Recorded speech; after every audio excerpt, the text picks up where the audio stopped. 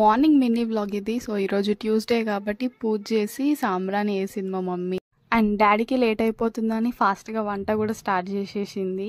ఇక్కడేమో బెండకాయ ఫ్రై మా మమ్మీ పల్లీలేసి చేసేది. సూపర్ టేస్ట్ ఉంటది. నాకు బెండకాయ అనంగానే చిన్నప్పటి నుంచి ఒక థాట్, నిజంగానే బెండకాయ తింటే మ్యాథ్స్ బాగొస్తదా? నాకు అర్థమే కాదు. అండ్ బెండకాయ సాంబార్ ఆల్రెడీ ప్రిపేర్ అయిపోయింది. ఇక్కడేమో దేవుడికి నైవేద్యం పెడదామని మామిడికాయ పులిహోర చేస్తుంది. ఎంత బాగుందో టేస్ట్ అయితే అసలు. మామిడికాయ ఇంతేసింది అనుకోకండి. అవి పుల్లగా లేవు, కొంచెం స్వీట్‌గా ఉన్నాయి. సో, టేస్ట్ అయితే మొత్తానికి బాగా వచ్చింది. చాలా బాగుంది.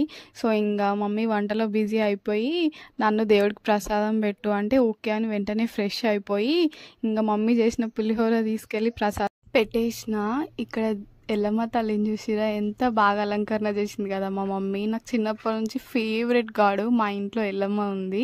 అండ్ అక్కడ ప్రసాదం పెట్టేసి నెక్స్ట్ ఇక్కడ కూరాడకుండకు కూడా ప్రసాదం పెట్టిన. తెలంగాణ వాళ్ళకి తెలుసు అనుకుంటా కూరాడకుండ అంటే. అండ్ వెంటనే నేను కూడా పులిహోర వేసుకొని తినేసిన.